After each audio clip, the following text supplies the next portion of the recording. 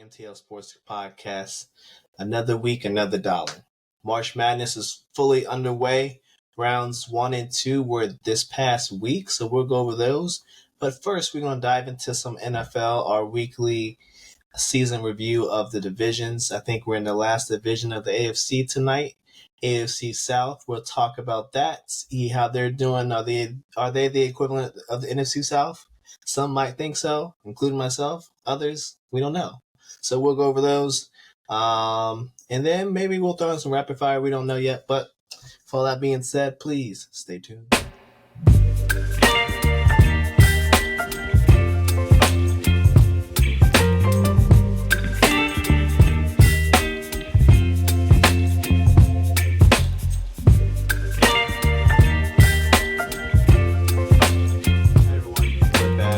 AFC South, last division we have to go over in the AFC before we switch over. I think last week we did the AFC East, so we're going to finish up here. Now, AFC South, last year, surprise team, the Texans, they won that division. Jags kind of plateaued, and the Colts and Titans, they were so-so. They were so-so, but I guess the division winners, the Texans, how do we feel about them moving forward to next year, Lawrence? Will they repeat as champs of that division? I don't see how they can't move forward as champs of that division, mainly because no one else looks like they're even vying for that same opportunity to take advantage of that opportunity, take advantage of it, in my opinion. I mean, no one's really doing anything in that division. I don't think the Texans are flat out done all that amazing in terms of finding talent outside of the talent they've lost either. Mm-hmm. The Texans remind me of the Dolphins in that, a lot of their defensive guys just got snatched away, got some paychecks. I know the Bengals got their defensive tackle from them. They paid him while DJ Reader went to Detroit with the Lions. And then some other players got snatched up. So, yeah, I definitely think they can repeat, but they don't have to have a good draft or else it's going to be tough next year, right? So let's just start with them grading their season. They were the surprise because I'm speaking for myself. I definitely had them bottoming out last year. They did not do that. So how would you grade their season? And they won a playoff game. So how would you grade their season? Who do you want me to start with again? We're doing the Texans. Texans. What do I grade their season? I mean, I grade their season an A+ because they're supposed to be the bottom feeder of the division. I do think that they did everything right while doing everything wrong. If you knew you weren't going to be great for years to come, maybe it wasn't your best look to absolutely go out and destroy your division, even though it did seem like your division wanted you to win it anyways. No one was really fighting you on whether or not they wanted to win it as well. Yeah. However, I think that's the other flip side of the coin is, you did a great job winning your division. Good luck fighting all the best teams in that AFC now. You get Kansas City, you get the Ravens, and you get the Bills. Those are just 3 flat-out guarantees. And then, you get the best. I think you get the best in the NFC as well. You get the number 1 all in the NFC. So have fun with that as well. I mean, you gave yourself all the hardships, especially for a team that, like I think I said multiple times, I think they just peaked 1 year too early. I'm not saying they're going to be a bad team this year by no means. I'm just saying if they had peaked like they did this year, this coming year, I think there'd be a whole lot of more things to say about them. I feel like the amount of players they lost this offseason were pretty pivotal about making the team as good as it was, and they haven't really replaced any of them. Yeah, so it'll be tough to imagine them making the same type of run next season because, like you said, they can be playing the best of the best. Not the bums like they were like 2 years ago when they were one of the worst teams. So we'll see how they handle all that increased, I guess, competition next season. But you can say the same thing about the Jags. Jags might have peaked a year or two early as well because 2 years ago they won the division, won a playoff game, beat the Chargers in a game that they were down 3 scores at least. Came back and won. Trevor Lawrence looked primed to take the next step, and although I think he was hurt for a little bit this season. He missed the game finally because he hasn't missed a game since high school. So missed the game this season. Team all around, I think, has been injured. So how do we grade the Jags season, and how do they move forward? Because they gotta square off against the Texans. It looks like from here on out. I mean, I'm going to be quite honest with you. I like more of what the Jags can do than the Texans can do this year. Mm-hmm. That being said, this AFC South is not going to have anyone scary coming out of it. We'll just put it at that. None of the teams are doing anything in the offseason that is like, oh, wow, amazing. It's just not happening. I think the biggest kryptonite to the Jags, arguably, is going to be their defense. I think, you gotta do something, and they're just not doing anything. Yeah, they at least offensively seems like they might have taken a step back. They don't have Ridley; he left. So they're going to pick up some more contributions from the guys like Zay Jones. They got Gabe Davis, but as we've seen with the Bills, he's a 1 game on, 1 game off. So you're just going to have to deal with that. Christian Kirk, if he stays healthy, he can definitely contribute. But they definitely they definitely have a fight in their hands. And the next team, the Colts, definitely are a sleeper. They were a sleeper this year. They went pretty far without their starting rookie, Anthony Richardson. He got hurt, just like 4 games in. Gardner Minshew Mania carried them to 9-8. So how do we see the Colts looking next season? They lost a couple people too. They kept Pittman Jr., gave him an extension, but they lost Zach Moss, lost some other guys. So how do they look next season?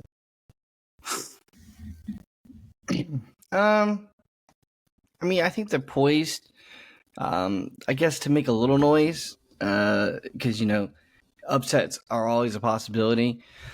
I think the problem with the Colts is going to be quarterback room. I think, Anthony Richardson didn't give us much hope that he wasn't going to get non-concussed either, or not shoulder broken as well, but more so on the non-concussed part. I think one of the problems that this team has is wide receiver room. I think Michael Pittman's a really good guy. I think he's a really good wide receiver and all. It's just separational. It kind of lacks. He's more of a big body, one-on-one to the ball, but there is no in and out route, super fast kind of guy. Half the time when Anthony Richardson was making all these amazing plays, it was because he was running the ball a lot, running with the ball a lot. He didn't even get the fruits of the labor of Jonathan Taylor that much either. So we get to see what he is. But I also think Jonathan Taylor, in this kind of a room where he's basically the only guy, is going to be that amazing. You kind of need another guy. Defensively, I think that's where their bread and butter is going to be. I think that's where they're going to keep themselves in games. I don't think the defense is amazing on the front end, but it's not horrible. It's the back end that it's underrated. But I think the biggest key there is I think this defense is one of those defenses that is not going to win you a game. It's going to keep you in a game. And I think that the thing that the Colts need is a playmaker or a quarterback who elevates it a little bit on the offensive end, because you don't need a game manager, which no offense to Minshew, but he was game managing and it just wasn't enough in multiple games. Yeah, I agree. We gotta see how Anthony Richardson looks next season. A couple games he played, he looked injury prone, so we just have to see how durable he is. He has to avoid some of these big hits because that's how he got hurt in the first place. So be just a little bit smarter, and maybe they'll help him out. Draft another top first round receiver, maybe. Who knows what they'll do with that pick, but they definitely could use another receiver. Like you said, Pittman's more of a possession guy, a guy that you can go throw for a first down, a guy that you go throw a fade in the end zone, but to blow the top off of defense, that's not really him. So they definitely need some more help offensively, but they might be a sleeper. We just have to see what other moves they do. Last but not least, we got the Titans. That they revamped Brian, not Dayball. Who's the other guy that was there? Was it Dayball? Who was their coach before Brian Callahan? I forgot. But I know it was the Panthers head coach.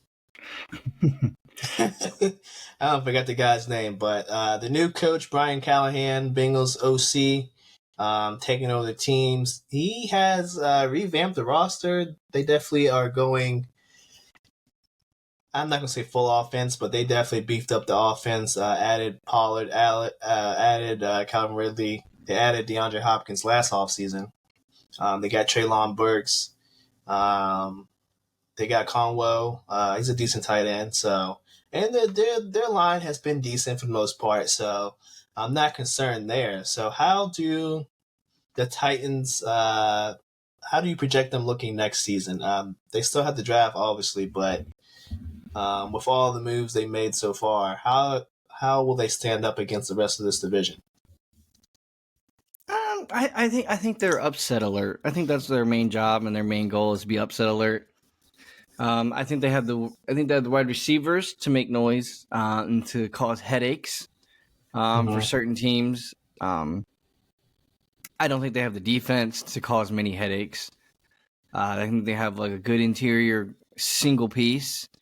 They have a good L'Jarius Sneed single piece in the secondary, and you kind of gave up some of your better safeties last year. So all in all, I mean, the offensive line was horrible last year. So there's no looking towards that as well. I mean, honestly, what do you want me to say about this team? It's going to cause upsets. That is the best way to, I guess, talk about this team. This team is all about them upsets, baby. Other than that, you're not doing much other than upsets. I agree with you. They're still a ways away, but they're definitely a dangerous team. And depending on how Will Levis plays, will determine how far or not far they go. And speaking of Levis, do we think he's the guy? I mean, he's only had one season under his belt, but the guy's a gunslinger, does make questionable decisions. But do we think going into year two that he will blossom, or will he have a sophomore slump? Which one are we thinking? We talking about Will Levis? I think Will Levis is going to be all right. I think we need to pump the brakes on Will Levis and what he may or may not be able to possess. But I think we need to pump the brakes. I think he'll be all right. We're not even looking for him to have like an outstanding year. We're not looking for him to, take him to the promised land. We're not even trying to ask him to take him to the playoffs. I think a good medium for Will Levis right now is to get around 3,000 passing yards, maybe a little more. And within week 13 and 14, you're not out of the playoff hunt. I think if you get all those boxes checked, you're fine. It's kind of hard to ask him to do a whole lot with this offensive line. That's going to be my thing. I'm going to stamp on that all day. He's not going to do a whole lot with the offensive line. He's going to get maximum 4 seconds to throw a ball half the time. So kudos to him for taking it like a champ and going out there to die every time, because he probably will. But, if you don't give him what he needs, then you need to keep your expectations low. And I haven't seen them going out of their way to provide him a better O-line. Yeah, they're going to have to do that through the draft, most likely. And, yeah, I think that people need to pump the brakes. He's just second year. Not everyone's going to have a outstanding second year like, Mahomes or Lamar or even Joey B. So Just give the kid a chance. Now they do have Mason Rudolph to back him up just in case he gets hurt, and then of course there's Malik Willis. He's probably gonna be the third string if not cut. Probably cut. Probably not in their future at all. So we'll see. We'll see how things go with the Titans. But yeah, I think they're no more than upset alert going into next season. But the draft's still around, and maybe they'll pull a Houdini and have an outstanding draft.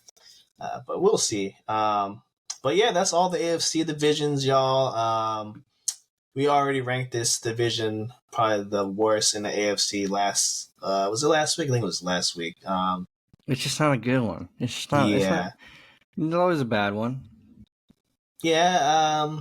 Just don't think the teams could, even if the one team that's going to make the playoffs in this division, I don't think they're going to make much noise even in the NFL playoffs. So we just need to see some more things. Let these young teams grow a little bit. Coming up next, y'all, we got some March Madness to go over rounds 1 and 2 of this past week. We want to let's let you guys know about our thoughts. Rounds 1 and 2 stay tuned. Happened this past week. We had some upsets, probably most notably, Kentucky, Oakland, probably the biggest one. Along with some others, the JMU, they beat Wisconsin, right? That was some people saw that coming. I didn't. I didn't pick them in my bracket, so definitely a shock to me. Lawrence, what would you say the biggest upset of this past week was? Biggest upset. I'm probably have to go with Yale. I'm gonna go with Yale beating Auburn. Yeah, Auburn. I don't think a lot of people had Yale beating Auburn. And then what Yale did against San Diego State, arguably a team that's not amazing. I wouldn't say they're bad, but they didn't beat the hell out of UAB. I thought UAB was going to beat San Diego State. Yale made San Diego State look like they were god tier. They made San Diego State look like they were capable of beating UConn, which is not not plausible. But I'm going to go with Yale. That Yale upset. The only other notable one that something I didn't see coming at all. Like I couldn't even point a finger saying that was a possibility. Would have been Oakland. There's no way I would have saw the Oakland one. But I will I will argue that I did say Oakland spread. And I was very adamant about Oakland spread. I knew Oakland could keep it close. I knew Kentucky wasn't. They weren't built like that, especially for this kind of postseason. They don't like to play defense. They got a lot of young guys, and that is pretty much exactly how you lose in the big dance. Which, as I say that, maybe I should have thought of Oakland, but no, I just didn't think Oakland was quite that good. I will say I was a little disappointed in Oakland when their NC State game. Man, I thought they had it, and they let it slip away, and I would rather see Oakland win than NC State. But, it is what it is. Great game. I watched that game. That was really, really good. I definitely told you guys NC State would upset Texas Tech. I hope some of you listen to me. They were just hot, and they're staying hot, bro. DJ Burns is the truth. That's a big fella that, bro, he can move, good footwork, great passing ability, can finish around the rim, can shoot a little bit, bro. He reminds me a lot of like Big Baby Davis, but he can actually pass. He might have some NBA draft stock. I don't know. He reminds me of Crooks from Iowa State, the female. Oh yeah, I watched some of her games. Oh no! She went against that Stanford center, right? I saw some highlights of that. Yeah. Well, she scored 10 points, unfortunately, so she didn't do enough. Didn't do enough. That sucks for them. But some other notable games. Grand Canyon. I know we both had Grand Canyon going to the Sweet 16. The game was in their grasps. Game was ugly. I think when it came down to it, they just ran out of gas because they made that big push to get back into the game. They were up by a point or two, and then I think they just ran out of gas, bro. Yeah, it was bad. I agree with Chuck when he said it was a horrible game because they didn't do anything. It was just strictly 1-on-1. they didn't run any plays, and I was like, I didn't pay attention to it enough when I was watching the game. But once Chuck said it, it kind of clicked in my head. I was like, yeah, it was all about that Grant Foster guy doing whatever he could to try to make him win, which he couldn't by himself because he needed some help. Yeah. But I will say a good notable game that was something to talk about was what was it? Houston blowing the lead of 10 points, like within a minute left. Having half their team, or not half the their team fouled out, having 4 of their starters foul out, and they still won. So good job on Houston. But kind of stupid you ever let it get to that point. It really, I will say, marks questions whether or not they're any good or not.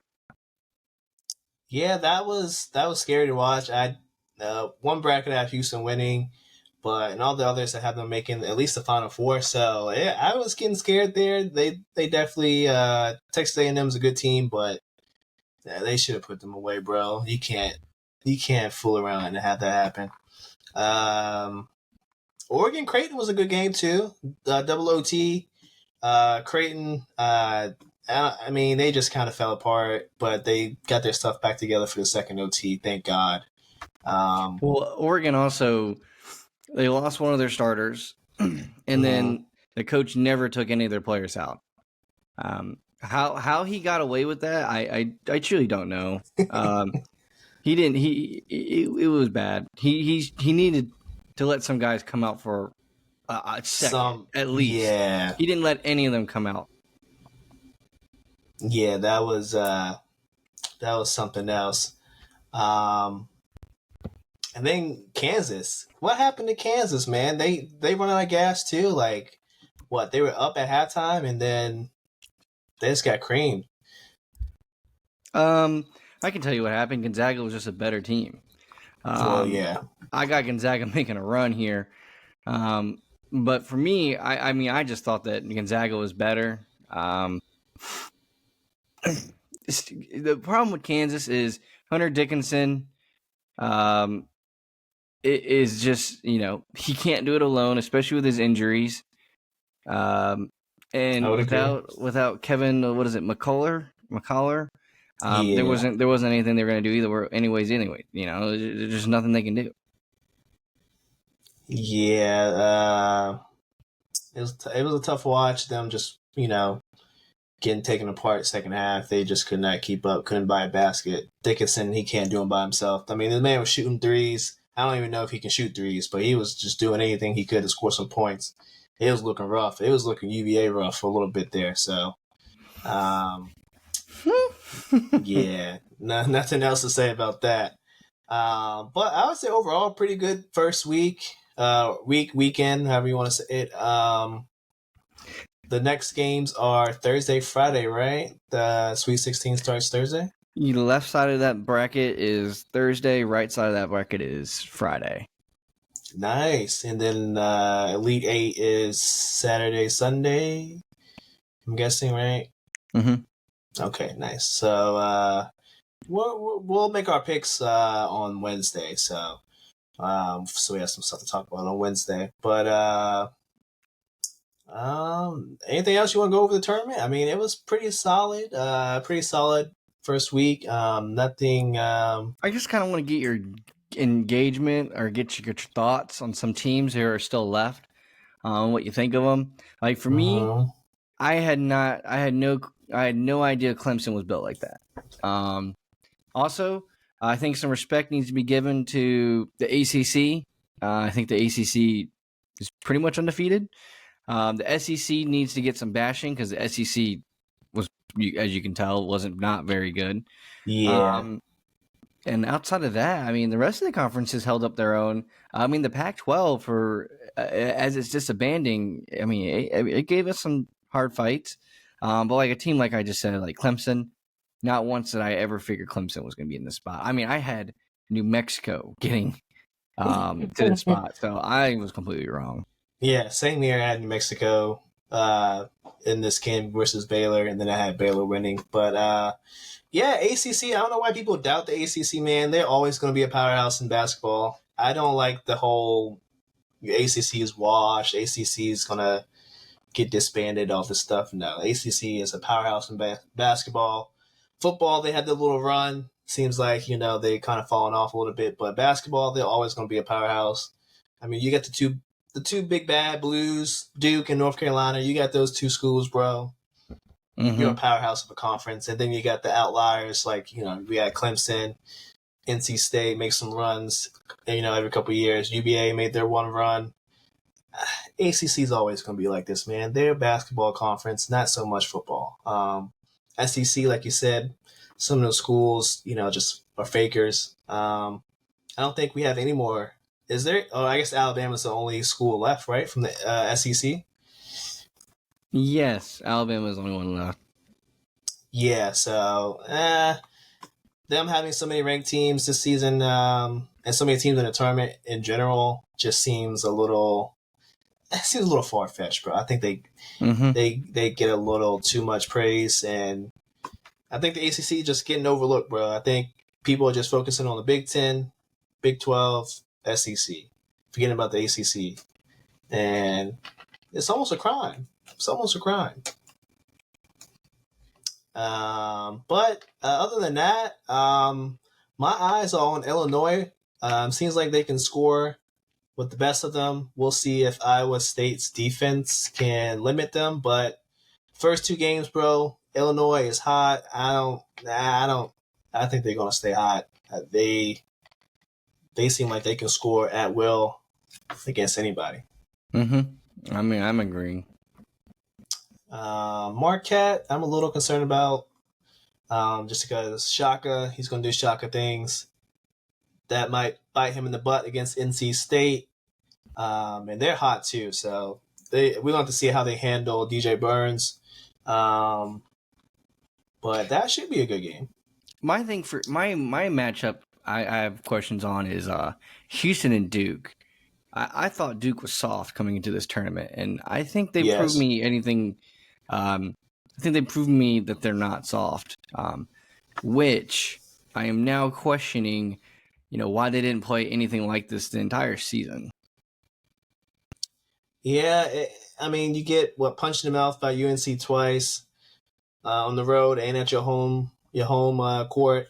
It's not a good look. Kind of just got beat around in general. So the fact that they took care of business the first two games, I mean, I wouldn't say they flipped a switch because I think Vermont and JMU they're not inferior, but they're not on the same level as the UNC. So when Houston is on the level of UNC, so we're going to see if they're going to step up to the plate or just get punked like they have been getting punked. I will say, though, I feel better about Houston having faced confrontation and getting punched down and getting back up more so than Duke not having gotten punched at all yet. I'm not going to say that all four of those guys who fouled out knew and saw the writing on the wall and saw their life flashing before their eyes, sitting on that bench, unable to do anything about it. I'm not going to say, oh man, that was the turning point of this, tournament. But I mean, shit, man, I like to see how some people feel sitting on the bench, unable to do anything. And you have to have one of your guys who they showed on the screen. He has shot he played, I think it was 8 whole minutes all season. The fourth-year walk-on guy.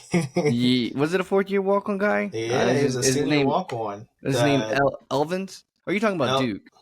No, that's the Houston kid, the white kid. Elvins?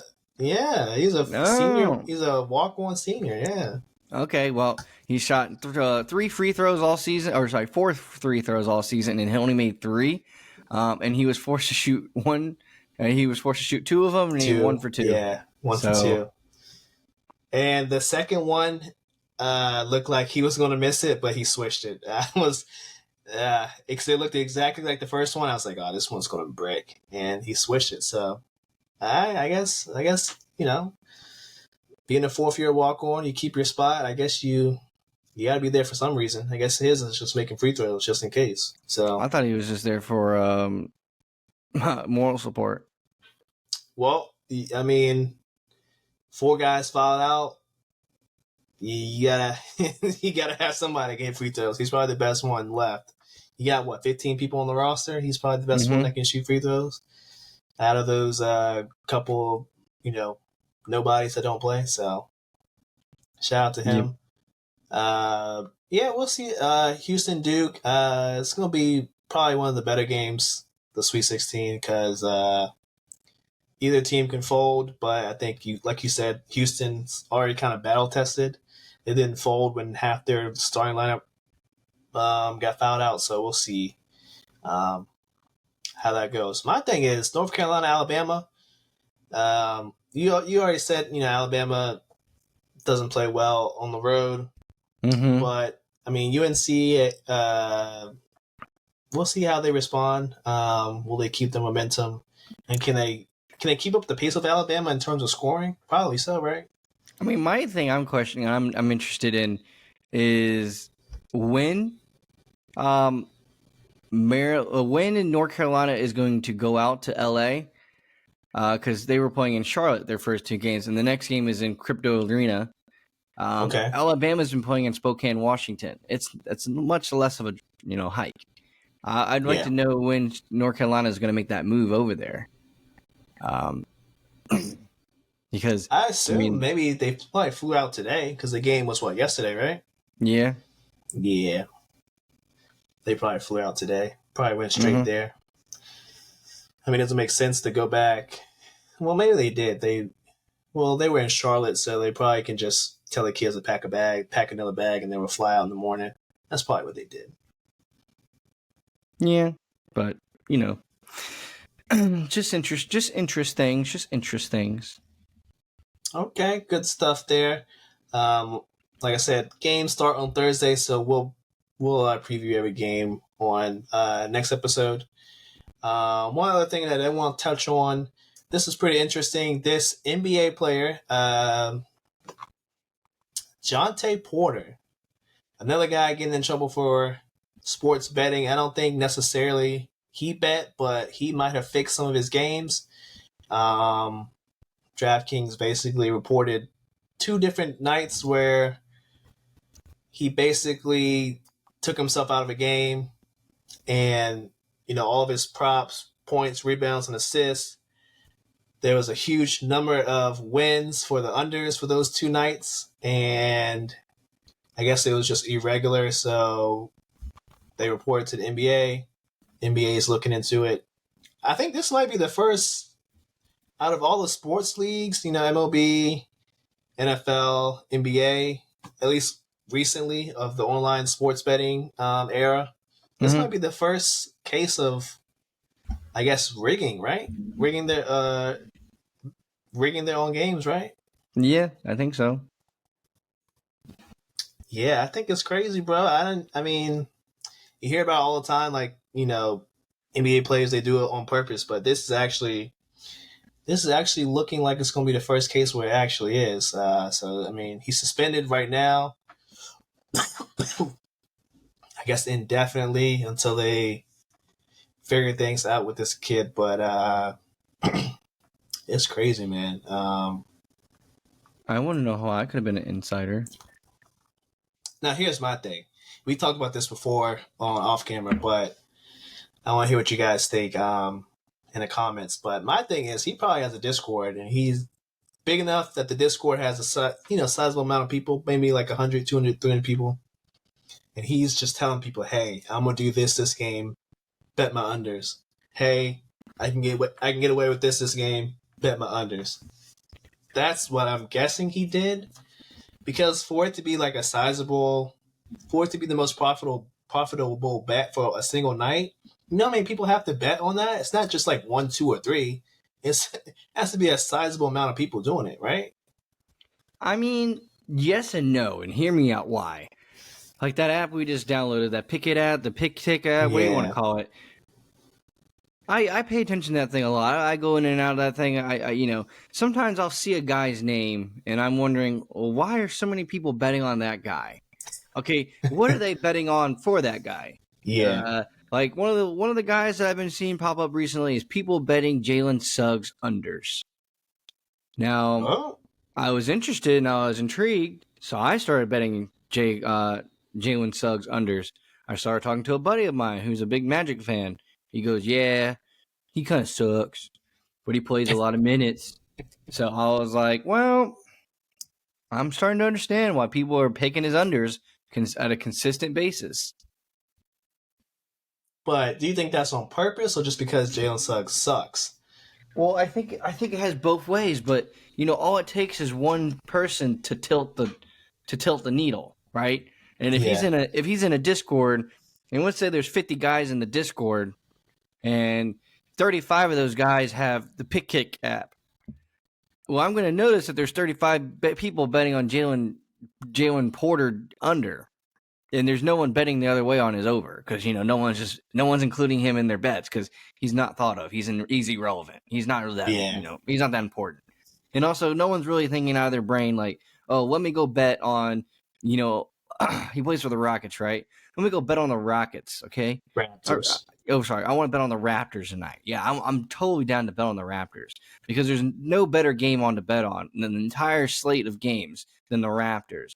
So if I'm scrolling through there and I just notice, 25 guys are betting on his under, and there's only 5 guys betting on his over, and I'm like, then why is the money so persuaded towards his under? Like, let me go look at it. Let me look at his couple of games back, and look at his couple of games back. I'm like, I see a trend here. And then I hop on that bandwagon. I think it's just I think he had a Discord, like you said. His buddies accidentally let it get leaked. Because they started, tilting the needle a little bit more.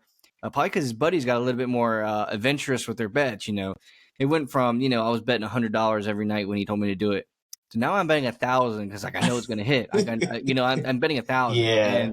And in the pick ticket, it's telling us like there's 50K bet on this app. Okay, there's 50. This game had 50K bet on it. Yep. We'll be more realistic for NBA. There was. Probably minimum there's like 250K bet on a game. So there's 250K on this game. For some reason, there's 60K worth of bets on his under. Out of that 250K, like, yeah, I don't know. Red flag. Like the red flags, like I point out, like when Princeton lost to Brown, right? Yep. 99% of that money was on Princeton. 99% of it, and Princeton was so much better than Brown. But you want to tell me that those guys from Princeton, as smart as those Ivy Leaguers are, they didn't see a chance in which they could fix their own game. They can make a bunch of money right there, and they can use that money to go down to spring break. My main example for it was the Toledo versus Kent State game, in which I watched multiple Toledo players shoot free throws and it bounced off the backboard. I've never seen anyone shoot free throws and it hits the backboard. It happens, but not like that. And they went like 8 for 22 from the free throw line, and they lost the game by like 4. Oh, so I'm just trying to point out there, like, you telling me that those Toledo guys didn't tell their moms and dads and everything, or probably their uncles, because you can't gotta get one step away. Telling your uncles like, "Hey man, like, put the house on Kent State." They're like, "I'm not gonna do that. I want you to win." No. We want to go get mad bitches. We want to go to Cancun.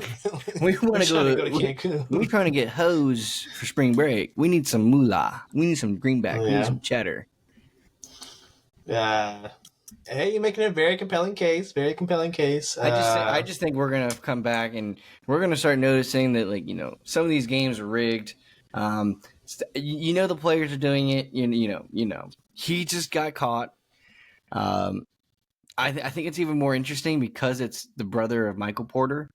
I think that's what makes it even more interesting.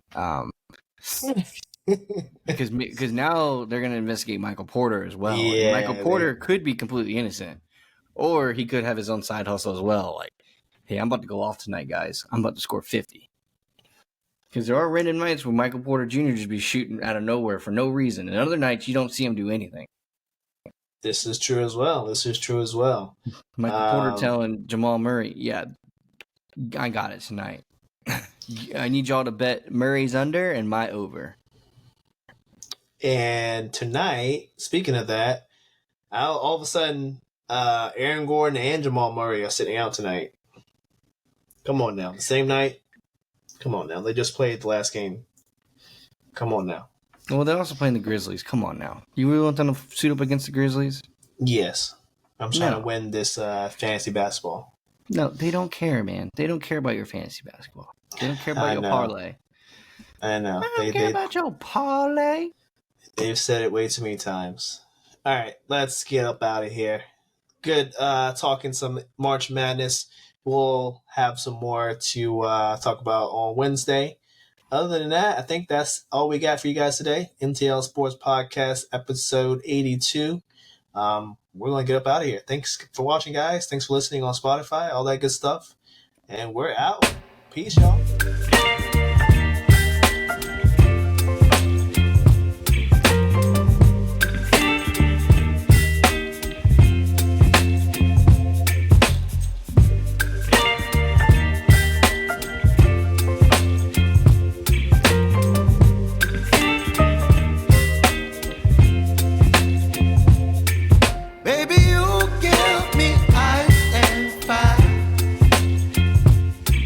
Me